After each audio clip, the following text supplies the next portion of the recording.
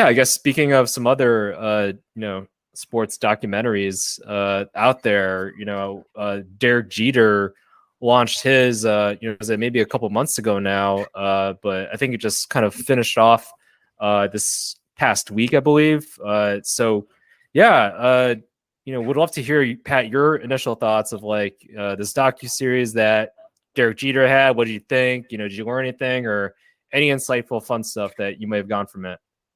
Yeah, I loved it. It brought me right back into 90s baseball, which is like one of my favorite eras of baseball. I mean, when I was a kid, I used to buy the World Series tapes on VHS, and I would just go like 1990, and I had every single one for the decade, but we like go back and watch them and kind of just the narrator talking about the teams and the players on those teams. So like just going through, Derek Jeter in the 90s, I mean, it just kind of like brought me right back to childhood when you think 96, 7, 8, or I should say 96, 98, 99, 2000, 97 was the Florida Marlins. But I will say the documentary outside of baseball does a really good job at, putting us back into Derek Jeter's shoes when he was a kid growing up in Kalamazoo, Michigan, being biracial in that time, in that area, kind of the things he had to deal with as a kid and kind of how his dad, pushed him to, work his butt off, sign a contract that says, I'm going to do this, and that. Here's all my goals. I'm going to, included accolades, but also, education, behavior, other things to kind of say, you need to work for everything you have. His dad would never allow him to beat him in any sort of game or any activity growing up. So I think that just taught him, if you beat me, you've earned it. And that'll push you to, work harder and get better at what your craft is. But outside of that, I just think that both of Jeter's parents just did a really great job at, instilling confidence in him, making sure that he was aware of his social situation, that he was guarded in a lot of ways just growing up. And I mean, the way he operates, I feel like I have a lot I could really relate to him and how he goes about making friends, establishing networks. What happens if somebody breaks that trust, or what happens if, a guy like A-Rod happens to say like he doesn't think that Jeter's, really a leader, not really a great player, this and that, but they're also, best friends in real life. So it's like, where do you go with that relationship, that friendship? And, I think that Jeter always did a good job of just ignoring, people that he doesn't think like added any sort of added value, benefits, or would treat him, in a way that was, built on trust and built on respect. And, really appreciated Jeter, finally speaking for himself too. I mean, I feel like, what we learned from the documentary is always kind of guarded when it came to the press, especially in New York. So you didn't really know who he was like throughout his career. I mean, I always felt like I knew, the guy he was on the field, and like maybe that was part of his aura. It's just like, that's all you got, kind of like a Tim Duncan experience. It was just like, he's just gonna win championships and play,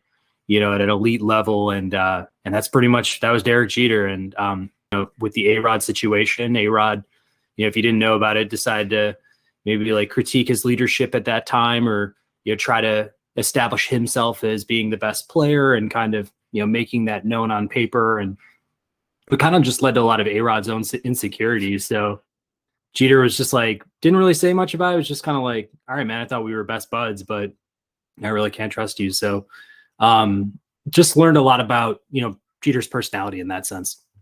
Yeah, for sure. I think I liked it really kind of just shows like his intellect here with, he knew how to play the press game. He knew how to play the New York press game, what to say exactly, how to construct, the proper, framing around a story.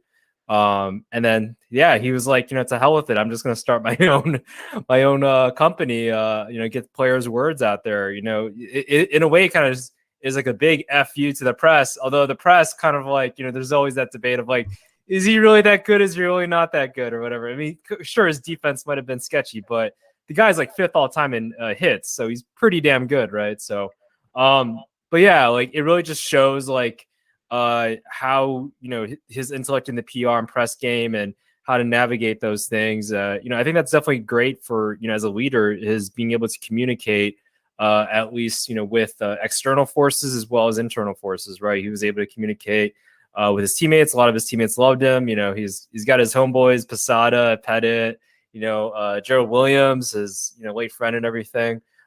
So yeah, he was definitely well liked within the clubhouse, as well as management liked him, and then having the press on his side too. So really knew how to play the game in that sense.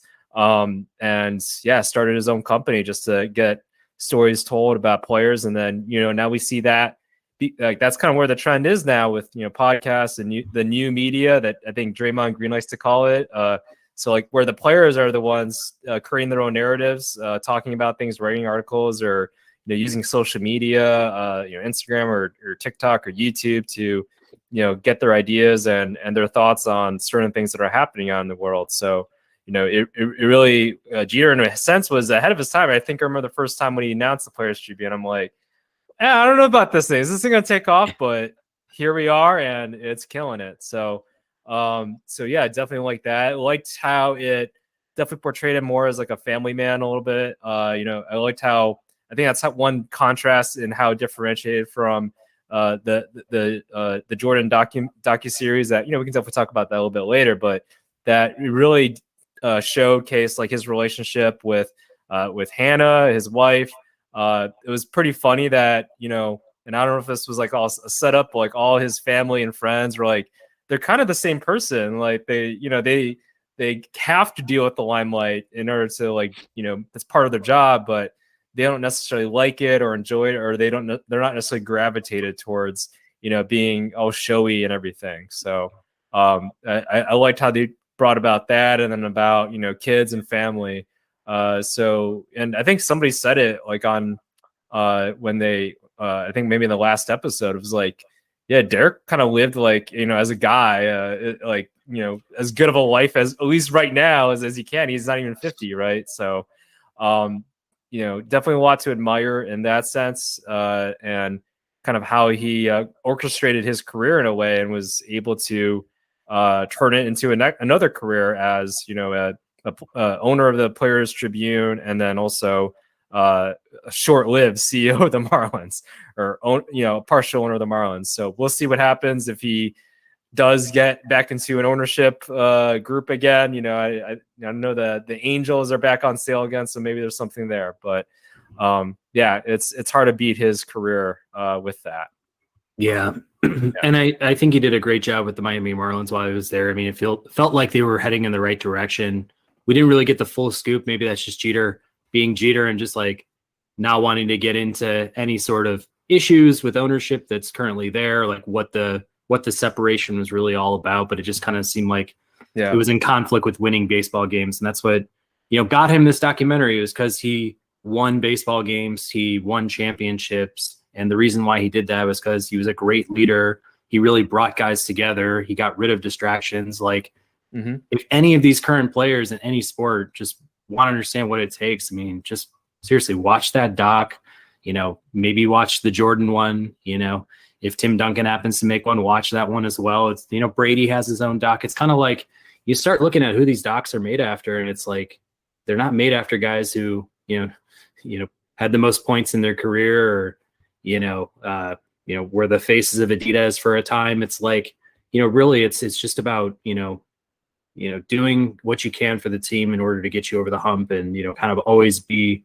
leading by example. And I just feel like that's what made Jeter great. And, everybody's going to argue about his like ranking in, the all-time greats of baseball and stuff. And some people look at his stats or whatever else and say like, okay, he's not an all-time great or whatever, but it's just like, you got to be kidding yourself, because, literally, I think you even said it, like, what is he, 5th all-time in career hits? And, he's got 5 championships. Like, he didn't ride any coattails for those. Like, he was hitting home runs in those World Series games. He was batting over 300, getting on base, nearly at a 400, OBP type clip. It's like, this guy earned everything that he got. And, he's the face of New York for that whole period of time. And, he's beloved in that city and with that team. And that's the best team on the planet for any sport. So, yeah, I mean, truly enjoyed it. Thought they did a good job of just hitting all the high points. It ended at the right time as well. And,